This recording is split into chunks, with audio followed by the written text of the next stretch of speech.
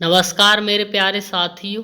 Daily current affairs में आप सभी का स्वागत है। डेली करंट अफेयर्स में आपको 15 क्वेश्चन करंट अफेयर्स के मिलेंगे जो आपकी प्रत्येक प्रतियोगी परीक्षा के लिए अति महत्वपूर्ण है। ऐसे ही करंट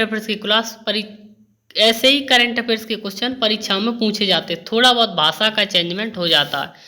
तो आज है 23 सितंबर 2023 करंट अफेयर्स क्लास। ये करंट अफेयर्स की क्लास आपको हमारे यूट्यूब चैनल @GS की पाठशाला पर उपलब्ध होगी।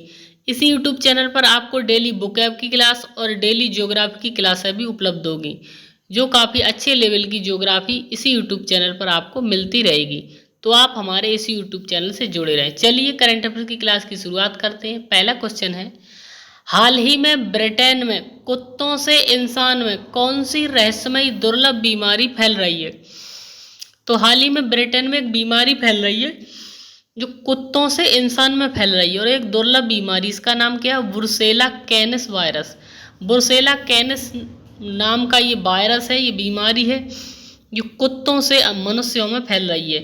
ये एक लाइलाज बीमारी है और कुत्तों के लिए बहुत ही घातक बीमारी है। ठीक है, मनुष्यों में इसका काफ़ी हल्का असर देखा गया है। मनुष्यों में इस बीमारी से मेनिंजाइटिस और सेप्टिसीमिया हो सकता है। मनुष्यों में इस बीमारी से मेनिंजाइटिस और सेप्टिसीमिया हो सकता है और मनुष्य में इस बीमारी होने पर फ्लू जैसे लक्षण या लंबे समय तक प्रभाव इसका रह सकता है। और ये बीमारी जो है मनुष्यों के सीधे कुत्तों से सीधे संपर्क आने पर ये बीमारी हो सकती है। कुत्तों के सीधे संपर्क में आने से ये बीमारी जो है हो सकती है। ठीक है, तो ये बीमारी अभी ब्रिटेन में फैली हुई है। अगला क्वेश्चन है, विश्व राइनो दिवस 2023 कब मनाया गया? तो विश्व राइनो दिवस 2023 कब मनाया गया? 22 सितंबर को मनाया गया। कब मनाया गया? 22 सितंबर को मनाया गया।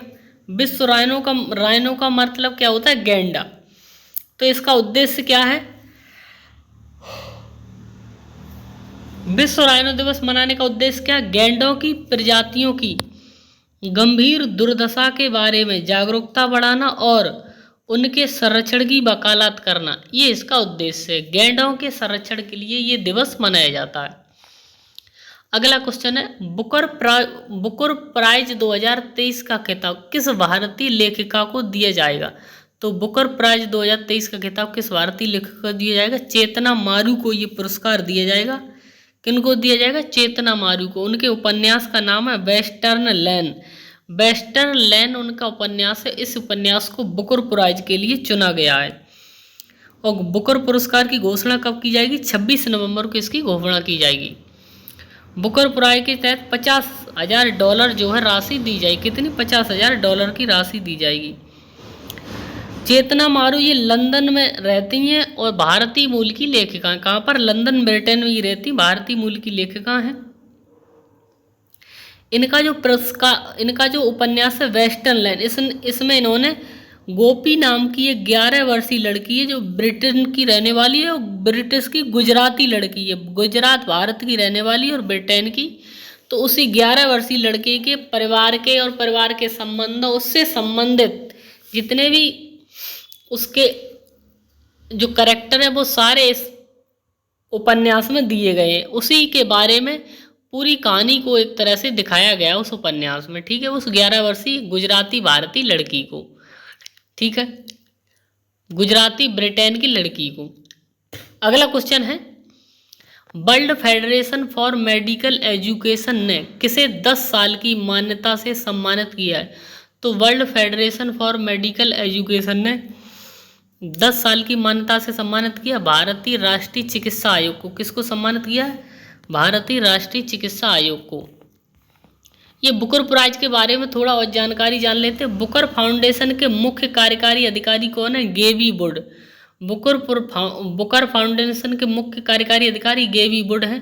The God of small things के लिए 1997 में अरुंधति राय को पहला भारतीय है ये, इनको बुकर पुरस्कार दिया गया था। The God of small things के लिए 1997 में अरुंधति राय को बुकर पुरस्कार मिला था। बुकर पुरस्कार 2023 के निर्णायक पैनल के अध्यक्ष कौन थे? कनाडाई उपन्यासकार E.C. एडुगन। बुकर पुरस्कार के निर्णायक पैनल के अध्यक्ष कौन थे? कनाडाई उपन्यासकार ईसी एडुगन थे। ठीक है, इसमें अन्य 5 लोगों को और ये बुकर पुरस्कार की लिस्ट में शॉर्ट लिस्ट किया गया। उनको कितने कितने पुरस्कार दिया जाएगा? उनको $25,000 जो है 5 लोगों को शॉर्ट लिस्ट किया, उनको भी 25 हजार रुपए दिए जाएंगे। ठीक है, अब बात करते हैं अगला। World federation for medical education ने किसे 10 साल की मान्यता से सम्मानित किया गया? तो भारतीय राष्ट्रीय चिकित्सा आयोग को 10 साल की मान्यता से सम्मानित किया गया। किसने सम्मान किया? World federation for medical education ने सम्मानित किया। भारतीय राष्ट्रीय चिकित्सा आयोग को सम्मानित किया। ठीक है, इसका काम क्या है? इसका काम है चिकित्सा शिक्षा और मान्यता के उच्चतम मानकों को बनाए रखना और उनकी प्रतिबद्धता उजागर करना। इसके लिए ये भारतीय चिकित्सा आयोग को ये दिया गया है और वर्ल्ड फेडरेशन का भी ये काम है।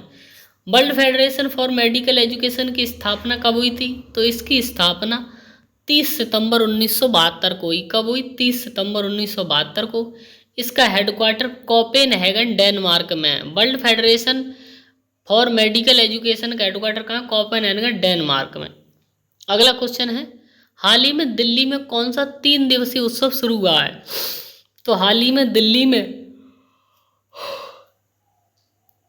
3 दिवसीय उत्सव शुरू हुआ, उसका नाम क्या? नदी महोत्सव। क्या नाम उसका? नदी उत्सव उसका नाम है, जो अभी दिल्ली में शुरू हुआ। ये 22 से लेकर 24 सितंबर तक चलेगा। 22 से लेकर 24 सितंबर तक चलेगा। ये इसका चौथा संस्करण है। कौन सा? नदी उत्सव का ये चौथा संस्करण। इसको आयोजित किया है इंदिरा गांधी राष्ट्रीय कला केंद्र के राष्ट्रीय सांस्कृतिक मानचित्रण मिशन के द्वारा इसको आयोजित किया गया। और नदियों को हार्दिक श्रद्धांजलि देना जिन्होंने भारत की सांस्कृतिक टॉपोहिस्ट्री को आकार दिया गया है। नदियों को हार्दिक श्रद्धांजलि देना इसका एक तरह से उद्देश्य है। अगला क्वेश्चन है, हाल ही में केंद्र सरकार ने कौन से अभियान शुरू किए? तो हाल ही में केंद्र सरकार ने 3 अभियानों को शुरुआत की है। कौन कौन से अभियान की शुरुआत की है? किसान ऋण पोर्टल, घर घर केसीसी अभियान और मौसम सूचना नेटवर्क डेटा सिस्टम। ये 3 अभियानों की शुरुआत किसने की है? हाल ही में केंद्र सरकार ने की है। इन 3 अभियानों को शुरू करने का उद्देश्य क्या है? भारत में कृषि क्षेत्रों में क्रांति लाना। उद्देश्य क्या है? भारत में कृषि क्षेत्रों में क्रांति लाना, ये इसका उद्देश्य है। अगला क्वेश्चन है, कृषि और खाद्य उत्पादन के क्षेत्र में किस महिला को नॉर्मन बोरलॉग फील्ड अवार्ड 2023 दिया जाएगा? तो कृषि और खाद्य उत्पादन के क्षेत्र में किस महिला को नॉर्मन बोरलॉग फील्ड अवार्ड 2023 दिया जाएगा? स्वाति नायक को। स्वाति नायक को कृषि और खाद्य उत्पादन के लिए नॉर्मन बोरलॉग फील्ड अवार्ड 2023 दिया जाएगा। स्वाति नायक जो ये ओडिशा की रहने वाली हैं, इन्हें उनके असाधारण योगदान के लिए कृषि क्षेत्र में इन्होंने असाधारण योगदान किया है बहुत ही ज़्यादा, उसके लिए उन्हें ये पुरस्कार दिया जाएगा। ठीक है, ओडिशा के मुख्यमंत्री कौन है? नवीन पटनायक जी। ओडिशा की राजधानी भुवनेश्वर। अगला क्वेश्चन है, केंद्रीय शिक्षा मंत्री ने ग्रामीण युवाओं को सशक्त बनाने के लिए कौन सी पहल की शुरुआत की है? तो केंद्रीय शिक्षा मंत्री ने ग्रामीण युवाओं को सशक्त बनाने के लिए स्किल ऑन व्हील्स पहल की शुरुआत की है। क्या नाम है? स्किल ऑन व्हील्स पहल की शुरुआत की है। इसको शुरू किसने किया? धर्मेंद्र प्रधान शिक्षा मंत्री और ओम बिरला लोकसभा अध्यक्ष, इन दोनों लोगों ने इसको लॉन्च किया है, इसकी शुरुआत की। इस योजना का उद्देश्य क्या? स्किल ऑन व्हील्स पहल का उद्देश्य क्या? इसका उद्देश्य ग्रामीण युवाओं की रोजगार क्षमता को बढ़ाना और उन्हें भविष्य के नौकरी बाजार की चुनौतियों के लिए तैयार करना, ये इसका उद्देश्य। क्या उद्देश्य? ग्रामीण युवाओं की रोजगार क्षमता को बढ़ाना और उन्हें भविष्य के नौकरी बाजार की चुनौतियों के लिए तैयार करना। इस योजना के तहत क्या हो जाएगा? 60,000 युवाओं को जो है रोजगार, ये 60,000 युवाओं को इसमें शामिल किया जाएगा। कितने? 60,000 युवाओं को। अगला क्वेश्चन है, कोविड-19 महामारी के बाद दक्षिण अफ्रीका के जोहान्सबर्ग में कौन सी पहल फिर से शुरू हुई है? तो कोविड-19 के बाद दक्षिण अफ्रीका के जोहान्सबर्ग में एक नई पहल शुरू हुई। उस पहल का नाम क्या है? गांधी वॉक। क्या नाम इसका? पहल का गांधी वॉक इसका नाम है और ये इसका 35वां संस्करण है। कौन सा? इसका 35वां संस्करण है और ये हर साल इसका आयोजन किया जाता है। गांधी वॉक को वार्षिक आयोजन किया जाता है। 35वां इसका संस्करण है। ये दक्षिण अफ्रीका के जोहान्सबर्ग के लेनासिया में इसका आयोजन किया गया। कहाँ पर? लेनासिया में। गांधी बाग 3 साल के बाद इसका आयोजन किया जाता है। 3 साल तक ये बंद रहा था, 3 साल के बाद दोबारा से इसका आयोजन किया जा रहा है। 3 साल तक कोविड-19 के कारण ये बंद रहा। इसमें क्या होगा? इसमें 6 किमी पैदल यात्रा की जाएगी और मनोरंजन की एक सारणी के साथ, इसमें पैदल यात्रा की जाएगी। अगला क्वेश्चन है, हाल ही में वर्ल्ड स्पाइस कांग्रेस का 14वां संस्करण कहाँ शुरू हुआ है? तो वर्ल्ड स्पाइस कांग्रेस का 14वां संस्करण कहाँ शुरू हुआ? नवी मुंबई में इसकी शुरुआत की गई, जो 3 दिन तक चलेगा। कितने दिन चलेगा? 3 दिन चलेगा। नवी मुंबई महाराष्ट्र में इसकी शुरुआत की गई। वाणिज्य और उद्योग मंत्रालय की सहायक कंपनी स्पाइस बोर्ड इंडिया ने इसको आयोजित किया है। उद्देश्य क्या है इसका? उद्देश्य भारतीय मसालों के अंतर्राष्ट्रीय व्यापार के लिए नए अवसर पैदा करना। उद्देश्य भारतीय मसालों के अंतर्राष्ट्रीय व्यापार के लिए नए अवसर पैदा करना, ये इसका उद्देश्य है। अगला क्वेश्चन, हाल ही में शशिधर जगदीशन को 3 साल का सेवा विस्तार दिया गया। वे किस बैंक के निदेशक है? शशिधर जगदीशन को 3 साल का सेवा विस्तार दिया गया। वो किस बैंक के निदेशक है? HDFC बैंक के। कौन सी के? HDFC बैंक के निदेशक है। इनका नया कार्यकाल 27 अक्टूबर से लागू होगा। कब से? 27 अक्टूबर 2023 से लागू होगा और ये 26 अक्टूबर 2023 तक इस पद पर बने रहेंगे। 26 अक्टूबर 2026 तक, 26 अक्टूबर 2026 तक ये इस पद पर बने रहेंगे। अगला क्वेश्चन है, हाल ही में ऊधमपुर रेलवे स्टेशन का नाम बदलकर क्या किया गया है? तो हाल ही में ऊधमपुर रेलवे स्टेशन का नाम बदलकर क्या कर दिया गया? शहीद कैप्टन तुषार महाजन रेलवे स्टेशन। शहीद कैप्टन तुषार महाजन रेलवे स्टेशन इसका नाम रख दिया गया है। ऊधमपुर रेलवे स्टेशन कहाँ? जम्मू कश्मीर में स्थित है। कहाँ पर स्थित है? जम्मू कश्मीर में। शहीद कैप्टन तुषार महाजन का जन्म हुआ था 25 मई 1987 को जम्मू कश्मीर के ऊधमपुर में इनका जन्म हुआ था। अगला क्वेश्चन है, Cochin university of science and technology के शोधकर्ताओं ने किसके नाम पर नई समुद्री टॉरीग्रेड प्रजाति का नाम रखा है? तो Cochin university of science and technology के शोधकर्ताओं ने ये नई समुद्री टॉरीग्रेड प्रजाति का नाम रखा है। किन के नाम पर रखा गया? APJ अब्दुल कलाम के नाम पर रखा गया, जो भारत के प्रसिद्ध वैज्ञानिक थे और भारत के पूर्व राष्ट्रपति थे APJ अब्दुल कलाम।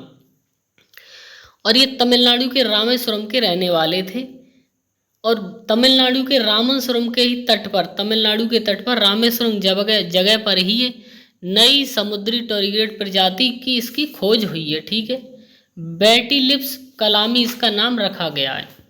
इसके बारे में हम बात करें समुद्री टॉरीग्रेड प्रजाति, तो इसके बारे में इसकी जो लंबाई है वो कितनी? 0.17 मिमी जो इसकी लंबाई है और 0.05 मिमी इसकी चौड़ाई है। ठीक है, 4 जोड़े इसके पैर होते हैं। टॉरीग्रेड्स क्या है? टॉरीग्रेड्स जो होते हैं इन्हें जल भालू कहा जाता है। क्या कहा जाता है? इन्हें जल भालू कहा जाता है। पानी में पाए जाने वाले 8 पैरों वाले सूक्ष्म जानवर हैं ये। कौन से? पानी में पाए जाने वाले, इन्हें सफ़ेद भालू कहते हैं, जल भालू कहा जाता है। पानी में पाए जाने वाले 8 पैरों वाले सूक्ष्म जानवर हैं ये। ठीक है, अगला क्वेश्चन है, CM शिवराज सिंह चौहान ने ओंकारेश्वर में किसकी प्रतिमा का अनावरण किया? तो CM शिवराज सिंह चौहान ने ओंकारेश्वर में किसकी प्रतिमा का अनावरण किया है? तो आदि शंकराचार्य की प्रतिमा का अनावरण किया, जो 108 फीट ऊंची है। कितनी? 108 फीट ऊंची है। इस प्रतिमा को क्या नाम दिया गया? Statue of wellness. क्या नाम दिया गया? स्टैचू ऑफ वेलनेस इसका नाम दिया गया। इसका वजन जो है लगभग 100 टन है। इस मूर्ति का वजन लगभग 100 टन है। मूर्ति बनाई है वासुदेव कामत ने। मूर्ति किसने बनाई? वासुदेव कामत ने। अगला और अंतिम क्वेश्चन है, हाल ही में किस जानवर को खाद्य पशु का टैग दिया गया? तो हाल ही में किस जानवर को खाद्य पशु का टैग दिया गया? मिथुन को। मिथुन जो एक जानवर है जो उत्तर पूर्वी भारत में पाया जाता है। कहाँ पर? उत्तर पूर्वी भारत में पाया जाता है। इसके मांस की खरीद और बिक्री करने के लिए इसे ये खाद्य पशु टैग दिया गया है।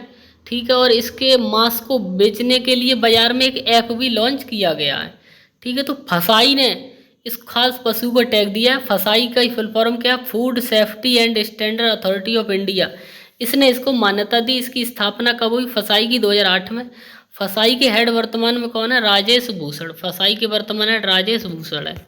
ठीक है, तो डेली करंट अफेयर्स की क्लास आपको रोजाना हमारे यूट्यूब चैनल @GS की पाठशाला पर उपलब्ध होगी। तो आप सभी लोग इन क्लासों को अवश्य लें। और भी बहुत सारी क्लासें जो है परीक्षा उपयोगी संबंधित वो भी इसी यूट्यूब चैनल पर कराई जा रही, तो आप उन क्लासों को भी अवश्य लें। चलिए आज की इस क्लास को यहीं पर समाप्त करते हैं। अगर आपको ये वीडियो अच्छा लगा है और हेल्पफुल लगा है तो आप इस वीडियो को लाइक करें, चैनल को सब्सक्राइब करें। धन्यवाद।